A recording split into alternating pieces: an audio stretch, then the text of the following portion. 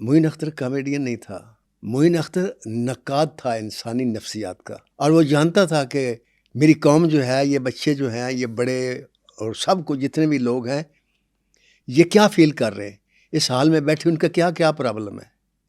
वो ऐसी ऐसी बात करता था कि हर आदमी अपने प्रॉब्लम्स को भूल जाता था। मोइन अख्तर वो शख्स था, नब्बाज था। जैसे एक डॉक्टर, एक हकीम किसी की नब्ज़ देकर उसकी सारी बीमारियां बूझ लेता है ना, वो ऐसा नब्बाज था कि जब वो माइक के सामने आता था तो हाल के बैठे हुए आदमी हर एक की शख्सियत को वो समझता था कि ये क्या चाहता है, ये क्या सोच रहा है, मैंने कैसे इसको हंसाना है, मैंने कैसे इसको हाल से बाहर नहीं जाने देना, मैंने हाल के अंदर रखना है। ये मोइन अख्तर था। आपने उसके लिए मुझे 1 घंटे के प्रोग्राम पर बना लिया। मोइन अख्तर के बारे में अगर मेरे से जानना चाहते, इस प्रोग्राम को 10 दफ़ा करें। 10 दफ़ा? जी, 10 घंटे करें। इतनी मोटी किताब लिखी जा सकती है मोइन अख्तर के ऊपर। आप उसकी शख्सियत का सिर्फ इतना पहलू से वो हंसाता था, वो कॉमेडियन थे, was not a comedian. Comedian तो बड़े हैं, ये जुगते करके थिएटर में हंसाते हैं, आप हंसते हैं ना जी, लेकिन पूरी ज़िंदगी में उसके सारे ड्रामे देख लें, उसकी सारी परफॉर्मेंस देख लें, उसके सारे शोज़ देख लें, भरपूर लोगों के क्या क्या लगाते हुए आप सुनेंगे, लेकिन ज़ूम मानी जुमला नहीं सुनेंगे। सही बात है। कोई ऐसी बात वो नहीं करता था जो उसके जो इंसानियत के मेयार से नीचे हो। हिफ्ज़ मरातब को उसने हमेशा सामने रखा, क्योंकि उसने छोटे से लेकर बड़े आदमी तक के शो को होस्ट किया। वो कोई छोटा आदमी था। दिलीप कुमार जैसे आर्टिस्ट का शो उसने होस्ट किया, परवेज़ मुशर्रफ का उसने किया, ज़ियाउल हक का उसने किया, याह्या खां का उसने किया, बेनज़ीर भुट्टो का उसने किया, यूसुफ रज़ा गिलानी का शो उसने होस्ट किया। वो छोटा आदमी था, वो कॉमेडियन था। ये लोग कॉमेडियन को बुलाते हैं नहीं? फिर क्या सोच के बुलाया होगा उन्होंने? क्या लेवल आपने तो, आप यकीन करें, मेरे अंदर के नासिरदीप को हिला के रख दिया। और मैं इसलिए भी इस सिलसिले में जज्बाती हो गया हूँ कि मैं मोइन अख्तर की लाइफ को उसकी पैदाइश से लेकर उसकी डेथ तक को जानता हूँ। सही। हालांकि उसके साथ मैंने काम नहीं किया, क्योंकि हम थिएटर के आदमी तो थे नहीं जी। हम शो नहीं करते थे। मैं राइटर था, फिल्में लिखता था। उसने ज़िंदगी में एक ही फिल्म में काम किया, वो फिल्म डेड फ्लॉप हो गई, और उसके बाद उसने तौबा कर ली, फिर उसने फिल्म नहीं की।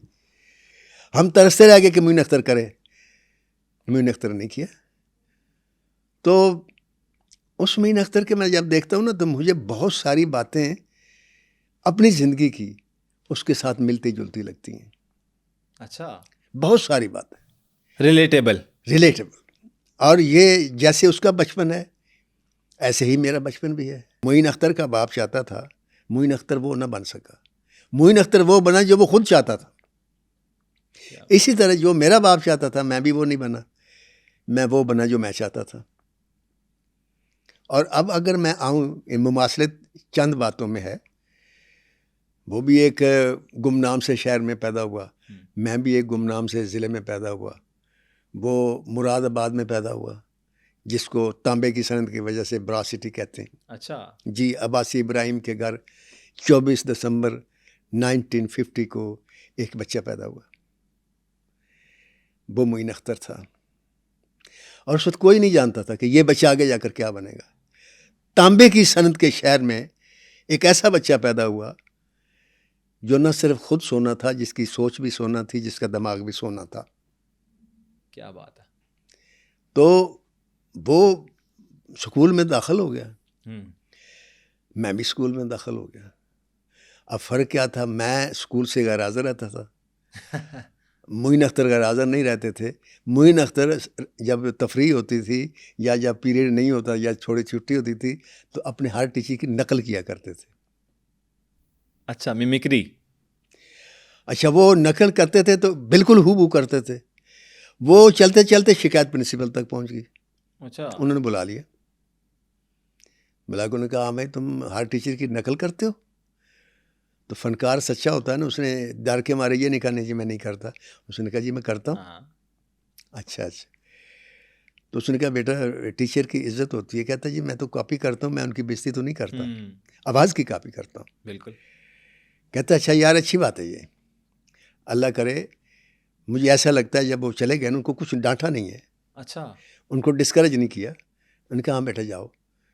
तो जिस टीचर ने शिकायत की थी कि सर ये हमारी कॉपी करता है, मजाक उड़ाता है, हमारी बच्चों को हंसाता है, तो हम जब अब जाते हैं क्लास में, हम पढ़ाने लगते हैं, तो बाज़ दफ़ा हम खुद कॉन्शियस हो जाते हैं कि ये बैठा हुआ अब हमारे देख रहा है कि हम कैसे बोल रहे हैं। हाँ, तो आपने उसको डांटे नहीं। कहता यार बात यह है कि उसके अंदर मुझे ऐसे लगता है कि कोई फनकार छुपा हुआ है। ओ हो। अगर मैं डांट देता ना तो शायद उसके ये सफ़र यहीं ख़त्म हो जाता। बच्चा है ना, जाने दो उसे आगे। कच्चा बच्चा। हाँ, जाने दो उसको। उन्होंने जाने दिया। तो फिर ये मोइन अख्तर का महबूब मशगला हो गया कि मैंने लोगों को कॉपी करना है, नकल करनी है, एक्टिंग करनी है, ये करना है, वो करना है। और फिर 13 साल की उम्र में उनको एक चांस मिला छोटा सा। उन्होंने परफॉर्म किया और परफॉर्म करने के बाद चले गए, लेकिन एक नक्श छोड़ गए उन लोगों पर जो कि ज़हीन थे, जो फ़न को समझते थे कि ये फ़नकार बनेगा कभी। और फिर जैसे मैंने नोट किया कि मैंने राइटर बनना था, तो अल्लाह ताला ने मेरे हालात ऐसे कर दिए हेर फेर के।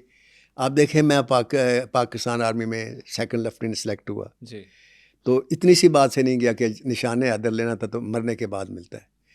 फिर मैं असिस्टेंट सुपर जेल भर्ती हुआ, मैं वहाँ भी नहीं गया, मुझे माँ ने नहीं जाने दिया कि बेटा हम तो उनको गालियाँ देते हैं और बददुआएँ देते हैं, तो सारी दुनिया तुम्हें बददुआएँ देगी, और फिर ये जेलर पैसे लेते हैं, रिश्वत लेते हैं, ये नहीं करनी। ठीक। फिर असिस्टेंट प्रोग्राम प्रोड्यूसर हुआ, वहाँ भी नहीं जा सका क्योंकि मेरे नावल पर फिल्म अनाउंस हो गई और मैं फिल्म इंडस्ट्री में चला गया। मोइन अख्तर फिरते फिरते एक छोटे से परफॉर्मेंस के बाद वाकया क्या होता है, एंट्री कैसे होती है, मैं ये जानना चाह रहा हूँ कि ज़िया मोहिद्दीन साहब का शो था।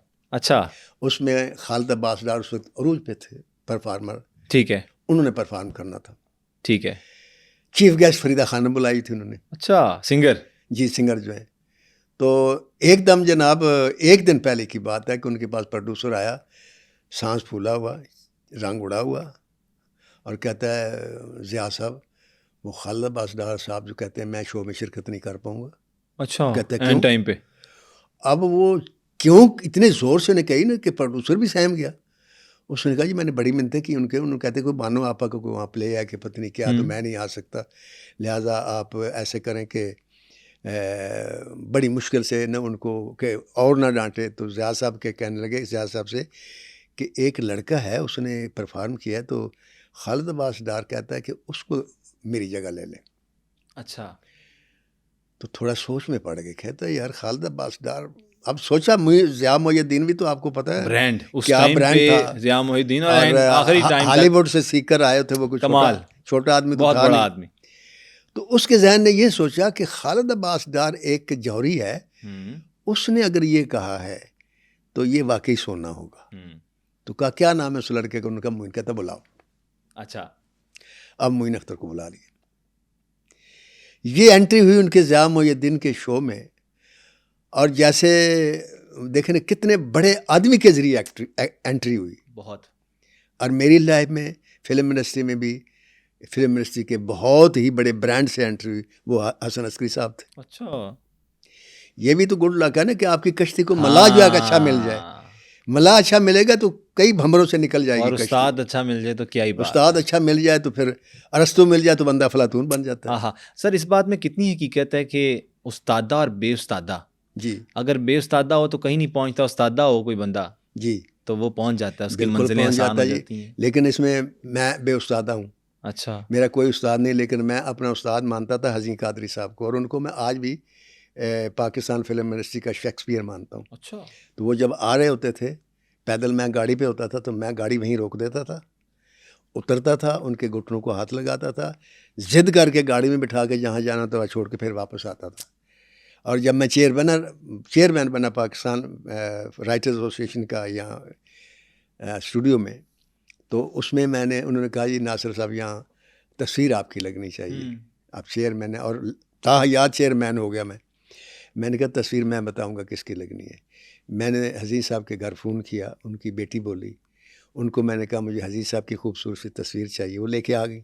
अच्छा, मैंने अपने हाथों से लगाई और 2 हाथों से सलाम किया, क्या बात। और वो तस्वीर जो 2 हाथों से सलाम वाली है वो मेरे पास महफूज है, लेकिन मेरे सर के ऊपर तस्वीर जो हज़ीज़ साहब की लगी हुई है। यानी मैं बेउस्तादा ज़रूर, लेकिन उस्ताद भी है और एहतराम भी है। एहतराम भी।